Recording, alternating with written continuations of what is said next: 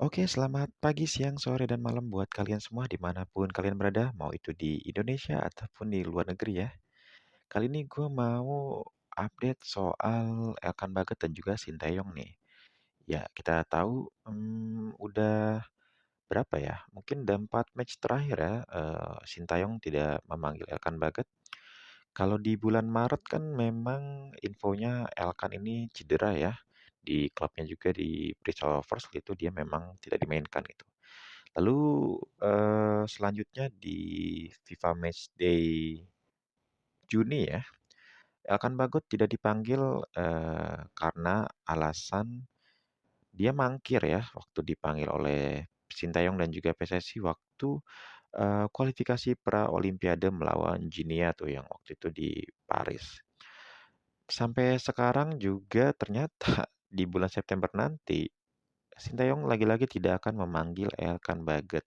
Hal ini dikonfirmasi oleh Sinteyong sendiri saat ia diwawancara di laga Malut United waktu lawan Persebaya ya berapa hari yang lalu tuh di Stadion Madia Gelora Bung Karno.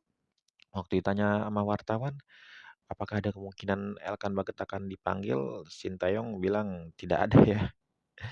Ya, aduh, ini sangat disayangkan sih kalau menurut gue.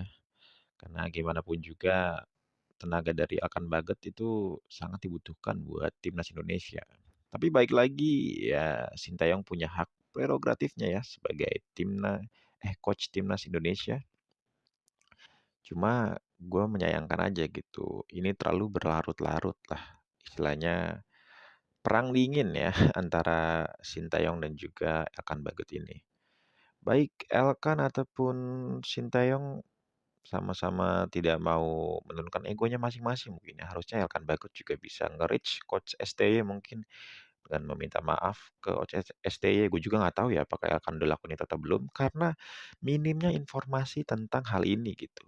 Bahkan PSSI pun sama sekali bisa dibilang nggak berusaha menjembatani antara kedua pihak ini gitu. Padahal kita tahu PSSI menargetkan Sintayong untuk lolos ke ronde keempat alias minimal ada di rank 3 atau rank 4 gitu. Dan di bulan September nanti kita juga tahu kalau Justin Hubner itu akumulasi kartu kuning ya. Dan juga Jordi Amat nih masih belum jelas nih. Ada yang bilang dia masih kena akumulasi akibat kartu merahnya di laga lawan Irak kemarin. Dan ada juga yang bilang dia udah bisa main gitu. Seperti yang dibilang Coach Nova beberapa hari yang lalu juga tuh. Kalau masih terus begini, PSSI-nya juga nggak ada niatan untuk membujuk STY ataupun juga membujuk Elkan Baget gitu untuk mau berkomunikasi dengan Sinteyong gitu. Ya prediksi gua, kemungkinan hal kayak gini tuh bakal terjadi sampai kontrak Sinteyong habis ya, yaitu sampai tahun 2027. Itu artinya selama 3 tahun ke depan ya kita nggak akan ngelihat Elkan Baget gitu di timnas kita gitu. Sedangkan menurut gue Elkan Baget ini salah satu pemain potensial yang dimiliki oleh timnas Indonesia juga gitu. Dan jangan sampai gitu nanti Elkan Baget karirnya semakin menanjak sampai bahkan dia bisa nembus ke divisi teratas Liga Inggris alias ke Premier League gitu ya. Dan dia bisa bermain reguler misalkan di tahun 2026 nanti atau 2027. Dan dia tetap tidak dipanggil gitu kan sebuah lelucon ya menurut gue gitu.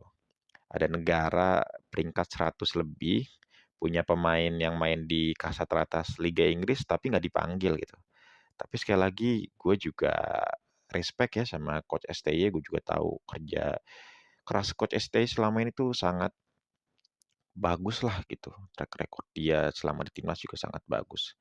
Nah, justru karena gue tahu track recordnya STY ini memang seperti itu, misalkan kayak dia nggak manggil Sadil Ramadhani lagi nih semenjak kasusnya Sadil sama STI ya. Kalau nggak salah soal indisipliner juga deh. Nah sampai sekarang Sadil tuh nggak pernah dipanggil lagi. Terakhir itu dia main lawan Filipina tahun lalu yang pas dia ngegolin. Sampai sekarang nggak dipanggil lagi kayak si Sadil Ramdhani. Jadi ya buat kalian mungkin pecinta timnas Indonesia atau fans timnas nih ya mungkin harus bersabar dan juga harus terima gitu kalau misalkan Elkan Baget ini nggak akan dipanggil sampai tahun 2027 gitu. Karena kalau kita lihat sejarahnya Coach ST ini kalau memang udah declare sesuatu ya, dia nggak suka, udah beneran akan dilakuin gitu. Gue juga nggak bisa apa-apa kan gitu, toh PSSI-nya juga terkesan diam ya. Ya udahlah kita dukung aja Coach Sintayong, semoga menemukan penggantinya Elkan Baggett, yang sepadan ataupun mungkin lebih baik dari Elkan Baggett ya, gue harap iya gitu. Karena kita butuh pemain-pemain berkelas seperti Elkan Baggett gitu ya, untuk menjaga lini belakang kita di ronde ketiga kualifikasi Piala Dunia 2026 ini gitu. Karena kan lawan-lawan kita juga secara fisik memang sangat tinggi-tinggi gitu, dan Elkan Baggett ini kan tingginya 196 ya kalau nggak salah. Oke, itu aja dari gua.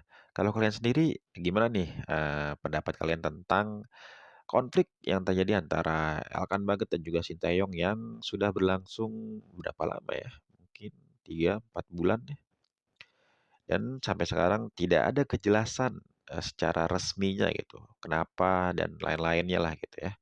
Coba tulis di kolom komentar ya. Oke, itu aja dari gua. Jangan lupa like dan subscribe channel Billy Aditya dan juga nyalain loncengnya ya. Semoga Indonesia bisa menang nih di 2 laga pertama lawan Arab Saudi atau Australia. Walaupun sebetulnya agak susah ya. Ya minimal bisa curi poin lah. Walaupun itu cuma satu ataupun 2 poin ya dua-dua seri. Oke, itu aja dari gua. Assalamualaikum warahmatullahi wabarakatuh. Bye.